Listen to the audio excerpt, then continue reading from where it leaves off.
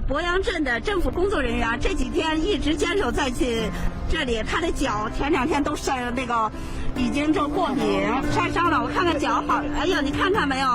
看看这个脚上面都是泡啊，都是泡，我看看像烫伤一样。没事。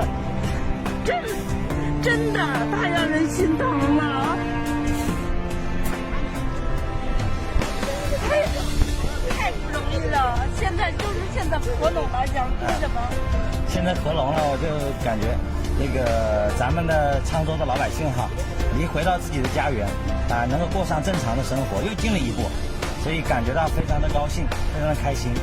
咱们付出的这些也不算什么，只要能让咱们的老百姓啊，受到尽量的减少咱们老百姓受到这个洪水、受到这个绝迹的影响啊，这就是最好的事情了。